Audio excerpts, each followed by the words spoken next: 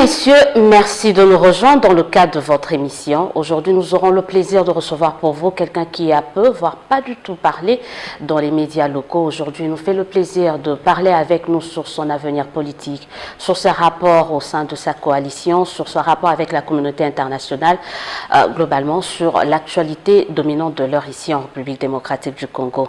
Madame, Messieurs, j'ai donc le plaisir de recevoir pour vous le président Martin Fayulu. Bonsoir et bienvenue. Bonsoir. Comment aimeriez-vous que je vous présente? Président élu, président légitime, président autoproclamé, candidat malheureux?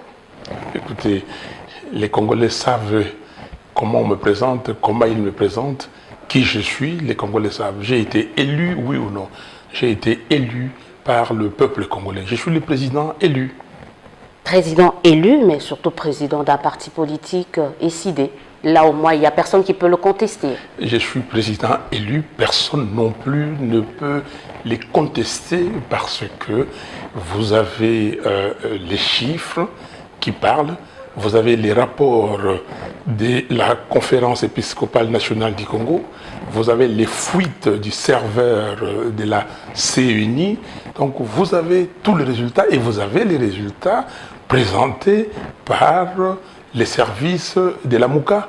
Mes avocats ont présenté des copies des procès-verbaux à l'audience à la Cour constitutionnelle. Donc, il y a l'ombre d'aucun doute. L'ombre, mais ça a été quand même refuté parce que, puisque vous en parlez, entrons carrément dans le vif du sujet, celui qui est aujourd'hui, comme président légal et légitime de la RDC, dit qu'il attend de vous des preuves que vous avez réussi et que lui a échoué. Là, je parle de Félix Tshisekedi. Il attend toujours. Hein. Mais qu'il attende, qu'il continue à attendre, s'il veut attendre. Mais je crois qu'il y a le Financial Times qui lui a aussi répondu. La dynamique et vérité des journaux lui a répondu en brandissant les PV, les copies des PV que nous avons remis à la Cour constitutionnelle. Et le Financial Times lui a dit que mais les preuves ont été données. Les évêques, la Cinco a donné des preuves. Mais maintenant, la question fondamentale est la suivante. S'il est vraiment, il pense qu'il a été élu, mais qu'il demande à la Commission électorale nationale indépendante de publier les résultats bureau de vote par bureau de vote. C'est ce que dit la loi. Parce que jusqu'aujourd'hui, et même la communauté internationale, et je demande à cette communauté internationale qui pense que M. Tshisekedi est président, de réviser sa position parce que la communauté qui pensait qu'il était le président légal, parce que cette communauté internationale sait bien qu'il n'est pas le président légitime. Même légalement, il ne l'est pas parce que la CENI qui a fabriqué le résultat, qui a falsifié les chiffres, cette CENI pouvait, pour qu'il soit légal, elle devait donner les résultats bureau de vote par bureau de vote. Tant que ce n'est pas fait, mais tout ça c'est nul et nul effet. Mais ça n'empêche pas M. Félix Tshisekedi d'exercer pleinement ses fonctions de président de la République. Il l'est, on voit ça et là, on est en train de dérouler des tapis rouges à son avenue, il bénéficie de tout ce qui est dû en son rang, donc il est président, pleinement président comme il aime le dire lui-même. En tant qu'usurpateur. Il y a combien qui ont pris le pouvoir par la force et à qui on a déroulé le tapis et quelques temps après, ils étaient des personnes non grata. En tant qu'usurpateur, il peut faire tout ce qu'il veut et il le sait, tout le monde sait qu'il y a eu un hold-up électoral. Il y a eu un putsch électoral dans ce pays. Donc, nous ne sommes pas les seuls à le dire. Tout le monde le sait. Les gens qui le reçoivent, ils savent qui il est. 9 mois après, on se dit, mais est-ce qu'on ne peut pas passer à autre chose? Est-ce que Martin Fayulu ne peut pas passer à autre chose? Je ne sais pas qu'est-ce que vous dites. Donc on passe, on fait table rase de mensonges. La vérité, on cache. La vérité, on ne peut pas. On se rend compte de l'évidence. Il y a un président qui dirige, mais le peuple congolais est souverain. Le peuple congolais veut la vérité. C'est pour ça qu'on parle de la vérité des gens. Le peuple congolais veut qu'il soit respecté. Sous d'autres cieux, il y a des affaires qui datent de longtemps. On les ressuscite. Aujourd'hui, on parle de l'affaire de Karachi, l'affaire des rétrocommissions de l'ex-premier ministre français Édouard Balladur et son ministre François Léotard. On en parle aujourd'hui. Mais pourquoi voulez-vous parce que c'est 8 mois après, une affaire qui concerne les déroulements de la nation, le développement de ces pays, l'avenir des enfants de ces pays. Et vous voulez passer ça, comment dire, aux oubliettes? Non, on ne peut pas, parce que sans la vérité, vous n'arriverez à rien. Et la preuve, vous voyez M. Félix Tshisekedi aujourd'hui, il ne peut rien faire. Il est en train de patauger terriblement. Et on va les laisser patauger et faire patauger le pays? Non, ça, ce sont les irresponsables qui peuvent soutenir cette thèse-là. Parlons de cette vérité de jour. Où est-ce qu'on en est dans ce combat? Ben, nous continuons les combats. Le peuple congolais continue les combats. À quelle étape? Parce que on se dit, vous êtes allé à la Cour suprême ou à la Cour constitutionnelle, vous avez été débouté. Maintenant là, la révolution, ça n'a pas marché ou ça ne marche pas encore. Qu'est-ce que vous comptez mettre en place comme mécanisme pour gagner ce combat? Est-ce que vous voyez ce qui se passe dans ces pays? Est-ce que M. Félix Tshisekedi gère le pays? Est-ce qu'il est capable de gérer ces pays avec M. Kabila qui est là, qui fait tout? Il nomme et il revoque, hein? Il nomme, il a la signature. Mais qu'est-ce que ça veut dire? Il nomme un ministre et puis lui-même il a dit qu'il a la possibilité de les révoquer. Mais la reine d'Angleterre fait plus que ça. Mais elle n'a pas le pouvoir exécutif. Non, écoutez, aujourd'hui, c'est Kabila qui est là. La preuve, M. Tshisekedi est parti en Occident pour plaider la cause de M. Kabila. Il est parti pour plaider afin que les sanctions soient levées. Seul un président légitime et légal peut faire ça quand même. Il en a le droit. Je ne comprends pas votre question. Seul un président légitime et légal peut plaider pour les autres. Mais non, mais un président légitime et légal doit demander que la justice soit faite dans son pays. Monsieur Nanga, M. Corneille Nanga, président de la CENI, et tous les juges ou le président de la Cour constitutionnelle et d'autres personnes qui ont été sanctionnées. On sait pourquoi ils ont été sanctionnés. Et qu'est-ce que la justice congolaise a fait? C'est ça. Un président légitime devrait dire qu'écoutez, monsieur, vous avez été sanctionné, nous voulons savoir clairement qu'est-ce qui s'est passé. Est-ce que vous avez réellement perturbé les élections? Est-ce que c'est dont on vous reproche? Vous avez pris l'argent du pays. Mais ces gens-là n'ont pas été sanctionnés par les trésors américains pour rien. Donc il y a eu quelque chose et nous pensons que la lumière doit être faite. Le président de la Cour constitutionnelle qui a proclamé les résultats définitifs est sous sanction des Américains. Qu'est-ce que cela voudrait dire? Et donc vous prenez le résultat que lui a publié pour des résultats qui fondent le fait qu'il y a un président dans ces pays. Félix Tshisekedi dit de vous que vous aviez trop tiré sur la corde tribale. Ce qui n'est pas faux de la vie de certains. On n'a jamais vécu ce qu'on a vu ici en République démocratique du Congo au lendemain des élections. On a vu quand même ce tribalisme prendre de l'ascendance sur le nationalisme, sur la nation congolaise. Et vous y êtes pour beaucoup, pour certains et pour Félix Tshisekedi. C'est vous qui dites que je suis pour beaucoup, pour certains. Qui certains? C'est Félix Tshisekedi. Il est irresponsable. C'est extrêmement grave. J'ai travaillé avec son père. Ok? Il y a les soi-disant personnes qui sont de ma province, je ne sais pas de quelle province, et qui étaient là, qui étaient contre son père. J'ai travaillé avec son père. Les temps que j'ai passé en politique avec son père, il ne l'a pas passé. La façon dont j'ai soutenu le président Etienne Tshisekedi, il ne l'a pas fait. Il n'a pas vu en ce moment-là les tribalismes. Mais ça, c'est très dangereux. Il devait être interpellé. Est-ce qu'il peut, lui, dire un seul mot que moi j'ai prononcé? Une seule incitation à la haine tribale. Mais vous savez, moi je suis congolais. Je suis né ici, dans cette ville de Kinshasa. J'ai grandi ici. Je ne connais pas ces problèmes de tribalisme. Mais ce que M. Félix Tshisekedi dit est extrêmement grave. Il a cédé au piège de Kabila. Et ce piège-là, parce que Kabila a dit, ben voilà, écoutez, on va mettre cette corde tribale, et puis les gens vont tomber dans le panneau. Mais moi, je ne peux pas tomber dans le panneau. Mais quand il dit que les gens de sa tribu ont été tués, il peut nous donner le nombre? Où? Quand? Et comment? On a vu des images hein, Oui. à Mikondo, à Kinshasa ici, dans l'ex-Bandundu. Il y a Oui. quand même eu des L'ex images. de Bandundu, vous avez vu, parce qu'on parle de Kikwita, non, de l'ex de Bandundu. Vous n'avez pas vu dans les réseaux sociaux, ça passe, moi j'ai découvert, moi j'ai été à Kikwit. J'ai vu mes frères et sœurs Kassaïens qui m'ont dit qu'il n'y a aucun Kassaïen qui a été tué cette nuit-là. Quand l'armée a tué des citoyens congolais, il n'y a aucun Kassaïen. Mais on parle de quoi? Vous avez vu des images, quand les gens vont pousser les gens à raconter n'importe quoi, et vous vous prêtez à, comment dire, à ces provocations. Mais vous êtes dangereux. Un responsable, un homme d'État n'a pas de tribu. Un homme d'État, il a une nation, il doit tout faire pour protéger cette nation. C'est ce que je fais. Donc l'histoire des tribalismes, je suis né ici, vous regardez mes amis, je ne sais pas si vous le connaissez, qui ils sont? Chez nous, on ne parle pas des tribus. Moi j'ai été content quand j'étais étudiant à Paris.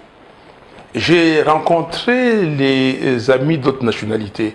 Et on s'est rencontré avec les Aïrois à l'époque, les Congolais. Mais les autres se présentaient, se posaient. Ils sont du même pays et ils demandent vous êtes d'où? Mais les Congolais ne se présentaient pas comme ça. Nous sommes Aïrois, nous sommes Congolais, nous sommes fiers de l'être. Donc, cette corde tribale qu'on a essayé de manipuler pour déranger les gens. Et on sait ce que ça a donné avec Kyungu Kumwanza dans les Katanga. On sait ce que ça a donné. Mais ici, il ne passera pas parce que les Congolais ne sont pas comme ça, ne sont pas prêts. Parce que aujourd'hui, allez dans les Nord Kivu, allez dans les Sud Kivu, allez dans l'ex-province orientale. On parle de Fayoulou, j'ai été élu massivement. J'ai été et je suis réparti. Est-ce que quelqu'un m'a posé la question, Monsieur Fayoulou, Président Fayoulou, vous êtes d'où? Non. Donc il faut arrêter cette affaire. Et je demande à Monsieur Félix Tshisekedi de donner des preuves que moi j'ai incité la haine tribale. C'est dangereux. Ça veut dire simplement que quelqu'un qui veut créer une distraction, il faut des sujets, et il veut tenir à ça pour discréditer Fayoulou. Mais il ne pourra pas parce que tout le monde le voit et tout le monde le sait. Est-ce que vous êtes d'avis, vous partagez la démarche d'Adolphe Muzito de porter plainte contre le président par rapport à ce propos-là, par rapport à ces affirmations? Monsieur Félix, de toute façon, il sera condamné par le peuple congolais. Parce que si Feu Maréchal Mobutu, le président Mobutu, nous a laissé une chose, et une seule, dans son héritage, c'est l'unité nationale, c'est la cohésion nationale. La cohésion nationale que Kasavubu a demandé quand il a été élu président ici en 1960. Kasavubu a demandé aux chambres de tout faire pour qu'il y ait cette cohésion nationale. Mobutu nous a, comment dire, laissé cette cohésion nationale. Parce qu'on peut aller partout, les gens se marient entre eux. Et quel est le problème aujourd'hui que M. Félix Tshisekedi veut, parce qu'il n'a rien d'autre à vendre, et ça devient son fonds de commerce. Un fonds de commerce fabriqué? Non, c'est irresponsable. Je pèse bien mes mots, c'est irresponsable et c'est très dangereux. Et je lui demande de faire très très attention parce que on veut la balkanisation de ces pays. S'il vous plaît, je vous en prie. On veut la balkanisation de ces pays. Et les gens qui sont là pour ça, ils travaillent. Alors si on veut l'utiliser pour qu'il soit, lui, l'élément qui va faire en sorte qu'il y ait réellement balkanisation, ça c'est libre à lui. Mais moi j'ai dit, le Congo de Lumumba restera indivisible et uni. En attendant, c'est Félix Tshisekedi, je ne sais pas pourquoi Étienne Tshisekedi me revient tout le temps en tête, c'est Félix Tshisekedi qui dirige. Vous avez quand même, vous avez beau refuser... Étienne Tshisekedi a été élu. Je vois les lapsus, Étienne Tshisekedi a été élu président. Mais contrairement à vous, il a demandé l'impérium, il n'est pas allé à la Cour constitutionnelle. Il était quand même assez cohérent par rapport à sa démarche. Donc je ne suis pas cohérent. Écoutez madame, s'il vous plaît, il faut faire très attention. Était cohérent. Moi, je suis cohérent. J'ai suivi la loi. La loi dit quoi? Si vous n'êtes pas d'accord, qu'est-ce que vous faites? Et je suis cohérent. Et je suis cohérent jusqu'au bout parce que je continue à réclamer que la loi soit respectée. Et que dit la loi en cette matière? Les résultats sont publiés bureau de vote par bureau de vote. Je suis cohérent.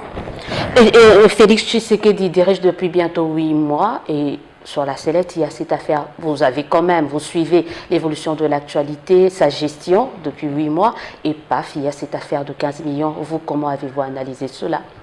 Mais c'est l'affaire de corruption.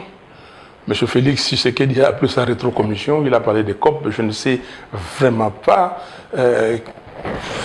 qu'est-ce qui s'est passé. Il sait bien que, même si, je ne sais pas, s'il n'a jamais entendu le mot rétrocommission, il parle bien le français, il connaît bien le français, il pouvait faire l'association des mots. Commission, il y a commission. Rétro, il sait ce que ça veut dire. Donc, c'est puni ici, dans notre code pénal. D'ailleurs, il a dit qu'il allait combattre cela, il est contre cela. Non, mais il est contre cela quand il dit que chez nous, au Congo, c'est accepté. Ça veut dire quoi? On est contre cela? Mais il a dit qu'il va combattre cela. C'était peut-être toléré, accepté, mais madame, lui vient combattre. Vous combattez quelque chose qui est toléré. Ça veut dire quoi tolérer? Il faut qu'on fasse très attention. C'est une corruption. Il faut que les auteurs soient mis devant la justice et qu'ils nous disent qu'est-ce qui s'est passé. Où sont passés les 15 millions de dollars du contribuable congolais? Où sont passés ces 15 millions de dollars? Qui en a profité? Et pourquoi ces 15 millions de dollars? Parce qu'il n'y a pas que 15 millions de dollars. Vous avez des marchés qu'on a passés de gré à gré. C'est on combat la corruption comme ça? On passe des marchés de gré à gré, on construit des sauts de moutons, je ne sais pas exactement qu'est-ce que ça veut dire. Désenclaver la ville, c'est une bonne chose, mettre fin à des embouteillages, il faut bien faire quelque chose. Et ça, c'est un état de droit. Vous habitez dans votre quartier, si on crée, on met là, on érige un saut de mouton pour désenclaver la ville, vous n'êtes pas consulté, votre bourgmestre n'est pas consulté, le gouverneur de la ville de Kinshasa n'est pas consulté, et vous dites que c'est ça, gérer. Écoutez, désenclaver la ville, les pluies viennent, les pluies diluviennes viennent. Il y avait cet argent, on pouvait faire beaucoup, parce que venir déranger l'architecture du pays, mettre ces deux sauts de moutons ici sur les boulevards du 30 juin, le plus grand boulevard de la ville, vous mettez ces deux sauts de moutons à l'espace de moins de 1 kilomètre. Qu'est-ce que vous voulez atteindre par là? Qu'est-ce que vous faites?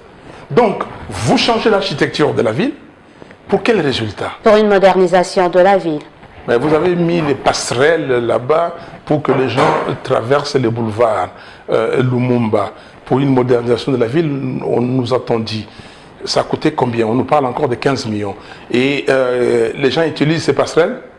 Mais écoutez, ne prononcez pas des mots comme ça, s'il vous plaît. Ça, ce n'est pas la modernisation.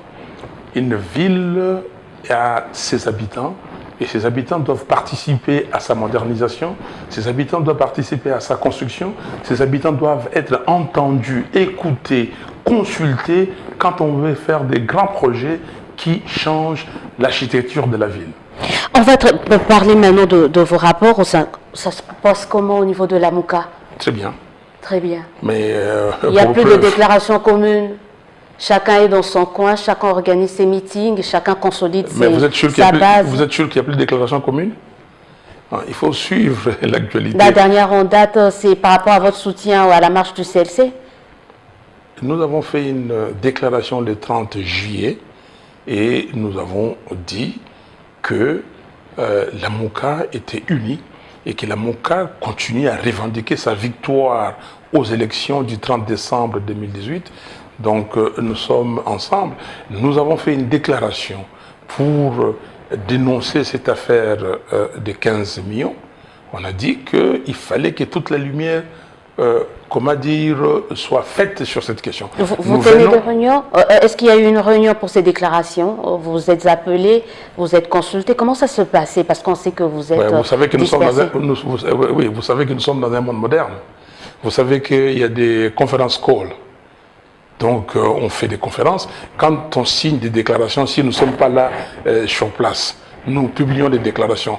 Ça veut dire quoi? Ça veut dire simplement qu'on s'est appelé, qu'on a discuté, qu'on a fait des réunions téléphoniques. On fait des réunions téléphoniques. Donc, il n'y a aucun souci. Les soucis majeurs pour les Congolais, c'est son développement. Les soucis majeurs pour les Congolais, c'est qu'ils entrent réellement dans les concerts des nations, dans les nations modernes, où les gens travaillent, respectent la loi et respectent la manière de faire les choses, que nous ne soyons pas des citoyens à part, où tout le monde peut venir et dire n'importe quoi, parce que vous êtes Congolais, vous acceptez. Personne, l'Afrique du Sud a eu ses élections. Est-ce qu'un Congolais est parti fouiner là-bas? Est-ce qu'un Congolais a dit un mot sur les élections sud-africaines? Les autres pays, la Tunisie a eu ses élections. Est-ce que les gens ont dit, est-ce que nous ici, c'est l'Union africaine, des gens qui sont intéressés pour leur cause eux-mêmes? Certaines personnes, ils décident, ici, la MONUSCO, au lieu de faire le travail qu'on lui a demandé de faire, et il ne fait pas ce travail, et puis décide sur le pays, et vous êtes d'accord? Non. Écoutez, les gens qui pensent qu'ils peuvent décider pour les Congos, pas aujourd'hui.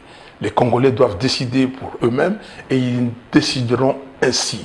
Il n'y a personne qui va décider à la place des Congolais. Martin Fayulu, parce qu'on parle de cette communauté internationale, quels sont vos rapports? Cette communauté internationale qui, le 12 novembre, je crois, après votre désignation comme candidat commun de l'opposition, vous a porté à bras-le-corps, on sent qu'il y a quand même de frustration. On sent que ça ne va plus, et que pour certains, vous êtes en train de scier l'arbre sur lequel vous étiez assis. Quel arbre? Je suis assis sur quel arbre et comment je suis en train de le scier? Mais quand vous dites la communauté... En étant aussi cru envers cette communauté internationale... Mais non, mais écoutez, quand vous dites que la communauté internationale m'a porté après ma désignation par mes pairs à Genève le 11 novembre 2018, la communauté internationale a salué ces comportements responsables de l'opposition congolaise de l'époque. Elle a dit, écoutez, ça c'est bon, nous pensons que le processus va se dérouler correctement. Et ça ne veut pas dire porter quelqu'un, ce n'est pas leur affaire de porter qui que ce soit. Leur affaire, leur problème, c'est de faire en sorte que les choses marchent bien. Je continue à dire aujourd'hui que certains membres de la communauté internationale ont gêné les Congos, ont gêné la marche du Congo. Et ils sont même responsables de ce qui se passe. Et quand on laisse Félix Tshisekedi crier partout qu'il y a les tribalismes, mais la communauté internationale doit analyser cette affaire de près et doit savoir que pourquoi M. Kabila a choisi M. Tshisekedi pour troubler les Congolais. Pourquoi il a fait ça? Pour créer ces semblants de scission, ces semblants de discorde. Pourquoi? Donc ils sont responsables. Si eux, les membres de la communauté internationale, avaient réclamé la vérité, rien que la vérité, comme d'ailleurs l'Union africaine avait déclaré dans sa déclaration, disant qu'il y a des soupçons qui pèsent sur le résultat, et nous demandons à la Cour constitutionnelle de ne pas publier les résultats définitifs et d'attendre une commission de haut niveau pour mettre toutes les parties prenantes ensemble et trouver une solution appropriée. Donc moi je suis Congolais, membre effectivement de la communauté internationale. Je veux que la communauté internationale se comporte sur les Congos comme elle se comporte dans tous les pays. La communauté internationale est là pour voir si ce qui doit être fait, ce qui a été convenu entre Congolais, même avec l'aide de cette communauté internationale, a été fait correctement. C'est tout. On ne demande pas aux gens de venir ici dire que bon, ben voilà, c'est eux qui vont décider à la place du Congo. Non. M. Trump aux États-Unis dit que c'est les Américains qui décident pour les Américains. Okay? C'est vrai, nous sommes faibles. Nous sommes faibles. Pourquoi nous sommes faibles? Parce qu'il y a certains Congolais qui sont très faibles, ils ont rendu le pays faible. Et comme ils sont faibles, et ils pensent que s'appuyer sur la communauté internationale parce qu'on va les prendre et les faire travailler à souhait comme certaines personnes le veulent, et ils peuvent exercer le pouvoir de l'État. Mais vous exercez le pouvoir de l'État pourquoi? C'est pour vous rendre vos citoyens capables, rendre vos citoyens prospère. Et si vous ne pouvez pas le faire, mais écoutez, monsieur, madame, si vous n'avez pas de place. On ne peut pas non plus vivre en vase clos, le monde étant devenu ce village planétaire. Donc, non, on n'a pas dit qu'on vivait en vase clos. Qui vote? Parce que vous vivez, qui vote? Est-ce que l'Amérique va avoir l'élection présidentielle en 2020? Qui va voter? Vous allez voter parce que les Américains vont voter pour eux et vous allez dire qu'ils vont vivre en vase clos. Nous ne vivons pas en vase clos. Personne. Moi, si j'ai vécu en vase clos, j'allais rester ici au Congo, étudier au Congo, parler les langues du Congo seulement et faire... Non. J'ai de très bons rapports avec les membres de la communauté internationale et je discute avec eux et je donne ma position et les gens responsables acceptent ma position. Les gens ne vous... Monsieur Félix, je ne sais pas si beaucoup de gens le respectent parce que nous avons les retours. Il était en Belgique, nous discutons avec certains officiels belges, il était aux États-Unis, nous discutons avec certaines personnes. Donc, quelqu'un qu'on doit respecter doit avoir la conviction de ses idées. Il doit avoir des principes. Tout le monde aujourd'hui parle du président Jacques Chirac, qui a dit non aux Américains, qui parle du président Jacques Chirac, parce qu'il a su braver l'adversité. Mais parce qu'il a dit que ça c'est bon pour la France. Ça c'est bon pour la France que je représente moi. Personne n'est venu lui dire, écoutez, faites ce que nous voulons et considérez que c'est bon pour la France. Donc personne ne peut me dire de faire ce que lui veut. Très rapidement, comme je le disais, il ne reste plus que quelques minutes. On va aborder l'affaire Moukébaye. On vous a vu très impliqué par rapport à cette histoire. Pourquoi vous êtes impliqué autant déjà par rapport à ça et qu'est-ce que vous reprochez à l'Assemblée provinciale de Kinshasa, d'autant plus qu'on sait que ce n'est pas l'Assemblée provinciale. Qu'est-ce que vous reprochez à la démarche qui a conduit aujourd'hui Mike Moukébaye à être emprisonné de manière provisoire à Makala? Je me suis impliqué et je m'implique dans toutes les affaires des politiques congolais quand il y a de l'injustice. C'est de la récupération. Pourquoi c'est de la récupération, madame? Je me suis impliqué dans l'affaire de Roger Lumbala, quand il a été écarté à l'Assemblée nationale, de l'affaire de Diomi Ndongala. Je me suis impliqué quand Diongo a été arrêté. Je me suis impliqué quand Chaloupa a été arrêté. Je m'implique. Vous voulez que je vous cite la liste quand, comment dire, tout autre activiste des droits de l'homme est arrêté, je m'implique. Donc pourquoi je ne m'impliquerai pas pour l'affaire de Mike Moukébaye, surtout que Mike Moukébaye est victime de sa parole. Parce qu'il dit la vérité, on veut les museler. Il frisait l'insulte quand même, il s'attaquait à la vie privée des gens. Écoutez, ça, s'il s'attaque à la vie privée des gens, on ne peut pas accepter. Mais s'il s'attaque à la vie privée des gens, oui, il faut porter plainte. Mais si vous portez plainte, il faut suivre la loi. Mike Moukébaye est député. L'Assemblée provinciale était en vacances.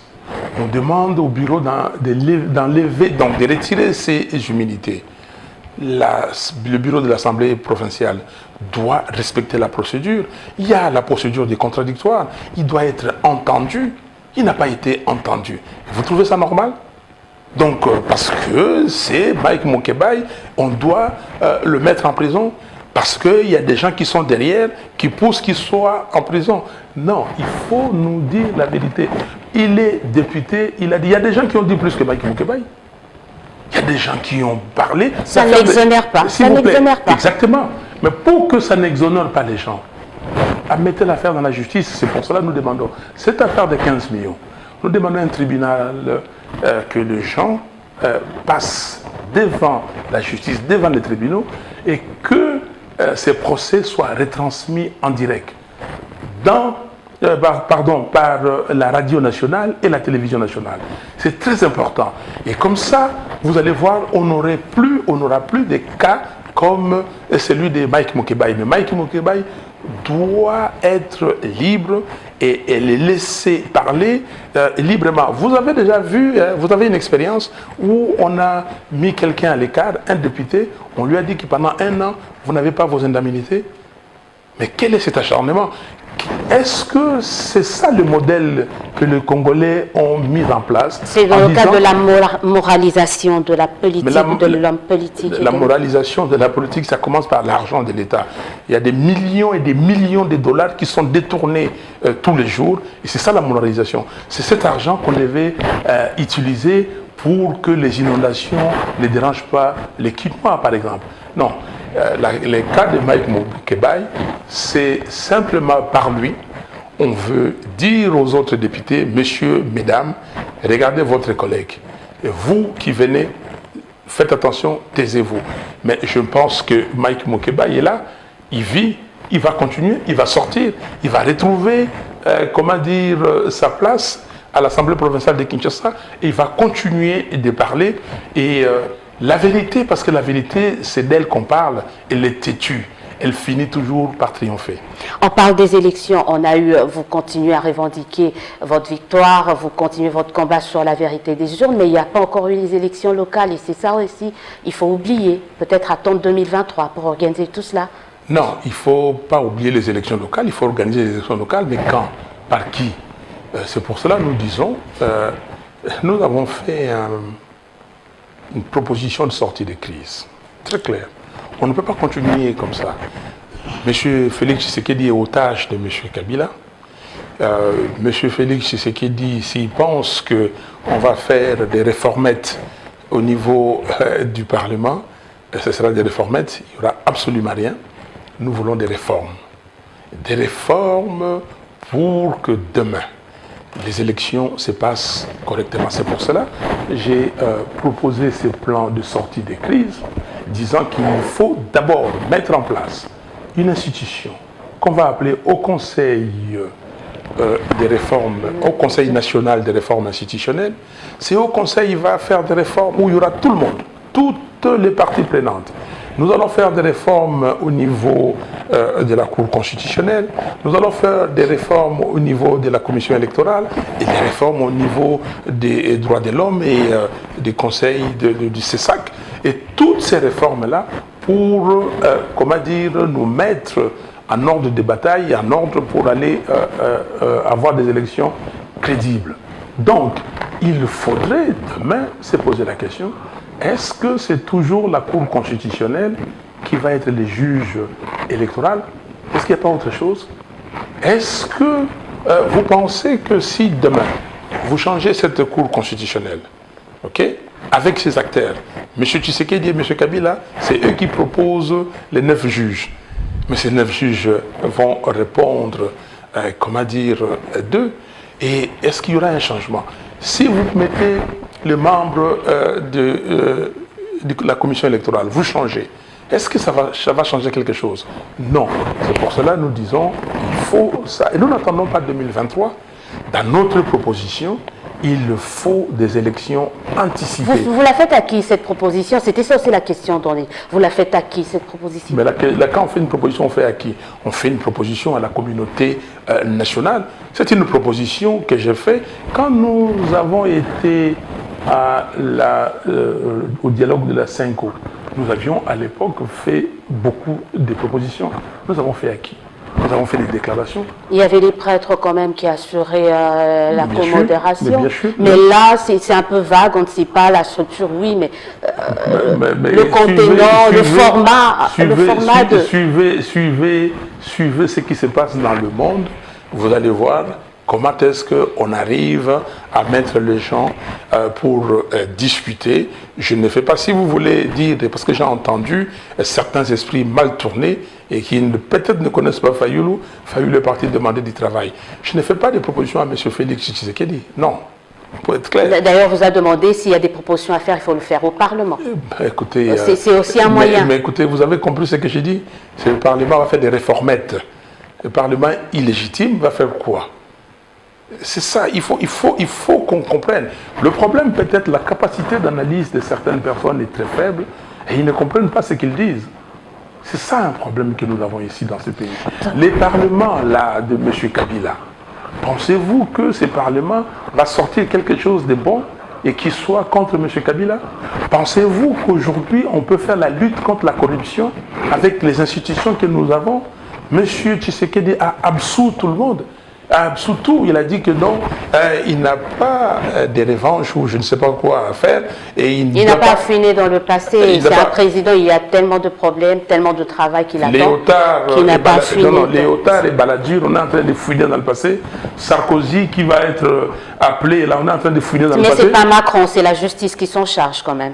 Ce n'est pas lui en tant que président qui est censé faire ça. Mais il n'a pas à dire ça.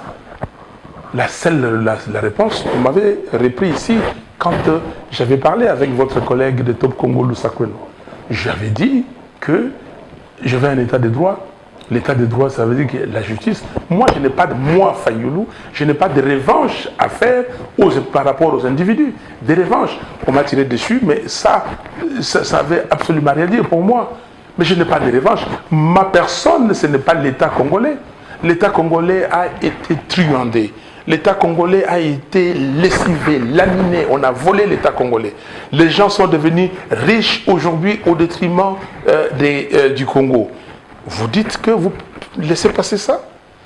La réponse, c'est que la justice doit faire son travail, laisser la justice, et je ne veux pas entraver le travail de la justice. Là, vous venez de dire la même chose que Félix Tshisekedi. Au moins, sur ce point-là, vous êtes d'accord, hein? S'il vous plaît. On n'a pas dit la même chose. Alors, deux dernières questions. On va parler. On connaît un peu l'homme politique. Certains peuvent retracer votre parcours politique, mais on connaît très peu, c'est pas dans mes habitudes, mais très peu, l'homme Fayulu, le père, le mari. Est-ce que déjà ça vous a dérangé que certains vous collent une autre nationalité que la nationalité congolaise? On vous a collé, on a dit de vous que vous étiez sénégalais. Est-ce que vous attendiez à ces 15 jours votre nationalité soit remise en cause à ce niveau-là? Il n'y a que des gens de peu de moralité et de peu de valeurs qui peuvent faire des choses comme ça. Parce que là où moi je suis né, c'est connu. Je suis né à l'hôpital général de Kinshasa. Là où j'ai été baptisé, c'est connu. À l'église Sainte-Thérèse d'Njili. Là où j'ai commencé l'école maternelle. À mon époque, ça s'appelait 0 année. C'est connu. À l'école primaire officielle de Lemba. C'est connu. Là où j'ai habité, les rues dans le moindre détail. Organisez-moi notre émission. Je passerai avec vous là où j'ai habité. En commençant par Njili, Lemba, Matete, Kitambo, Barumbu, Binza, partout je passerai. Alors ça ne peut pas me faire mal parce que je sais que ce sont des fake news. Des gens sont là en train de concocter des choses pour, me faire parler. Mais ça c'est malheureux parce que surtout la personne. On a mis la photo, vous parlez de la photo, on dit voici son père sénégalais. C'est mon ami et bébé, avec qui j'étais à l'école secondaire. Vous voyez deux jeunes gens, et on peut être la même chose quand on avait 14-15 ans. Donc pour moi, tout ça, c'est de la distraction pure et simple. Ce sont les gens qui ne sont pas très élevés, qui discutent des choses comme ça, et qui continuent à faire des fake news. Ils vont continuer. Je suis Martin Fayulu, congolais, de père et de mère, et donc il n'y a absolument rien. Vous dites que vous êtes peu connu, mais je suis très connu à Kinshasa. Moi je suis connu, et là aujourd'hui je suis très très connu au Congo. Ça sera peut-être ma dernière question. Que reste-t-il de vos rapports, de vos liens d'amitié et de fraternité avec Félix? Mais vous appelez vos rapports, vos liens de fraternité et d'amitié? Ou de combat? Les combats, là, si vous ajoutez les combats, lui, il n'est plus dans le combat. Il est dans la jouissance. Et la fraternité, que reste-t-il? S'il vous plaît, mais parce que c'est vous qui posez des questions et je réponds à vos questions. Il n'est plus dans le combat. Je ne sais pas si les combats qu'il a menés, c'était pour, aider Kabila à la fin. La fraternité, les gens qui sont frères, on ne casse pas la fraternité. Et la fraternité, c'est la fraternité. Moi, j'ai travaillé avec Etienne Tshisekedi. J'ai continué à dire que j'ai appris beaucoup de choses. Est-ce que vous allez tous peut-être vous rencontrer à Rome lors de l'ordination de cardinal Ambongo? Si l'occasion se présentait, vous pouviez vous rencontrer? Son éminence Mbongo va se faire crier cardinal.